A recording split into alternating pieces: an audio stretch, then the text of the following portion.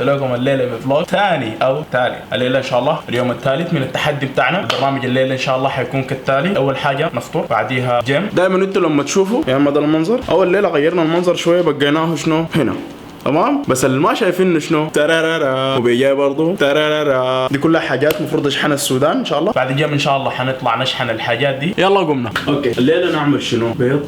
لا يا اخو امبارح عملت بيض، شنو كل شويه بيض. اوكي الليله نعمل، شوفوا احسن بدل ما اقول لكم. اول حاجه نجيب الخس، طماطم، خيار وبيض نقطع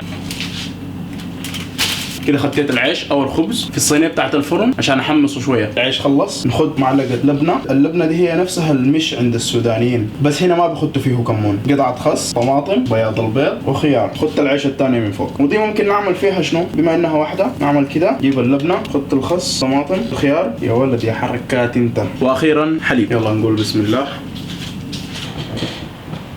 اكلته وقلت ارتاح لي نص ساعه، صحيت بعد ساعتين من النوم.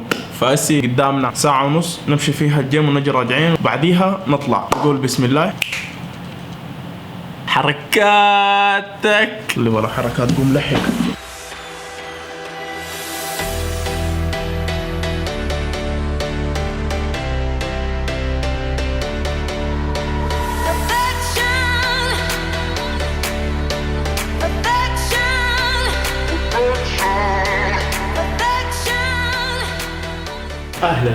اهلا اخيرا خلصنا من الجيم، خلصنا في الوقت المناسب ان شاء الله، ما متاخرين. يلا نستحمى ونصلي نشيل الحاجات بتاعت الشحن.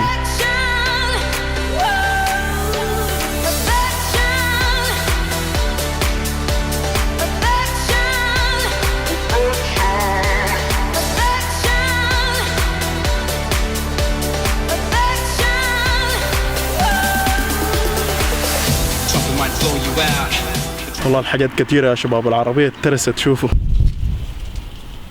الكرسي الورا مع الظهرية فل ما شاء الله. لو في يوم من الايام عايز تشحن حاجة لاهلك في السودان من الامارات، ما عليك الا انك تجي بريد الامارات. بعد ما تعبي الورق وكل شيء بيكون سعر الكيلو 10 درهم اللي هي حوالي 30 جنيه سوداني او 3 دولار. في السودان تستلمها اظن في شارع السكين في الخرطوم، وبياخد ماكسيمم شهر، من اسبوع الى شهر، دي فترة التوصيل العادي. في كمان السريع بيوصل اسرع من كده وسعره اغلى شوية.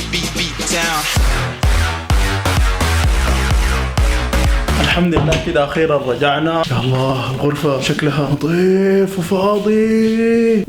تصرخ مع نفسك كده وسوي شنو. الحمد لله جيت راجع بعد العشاء، ونجي لشنو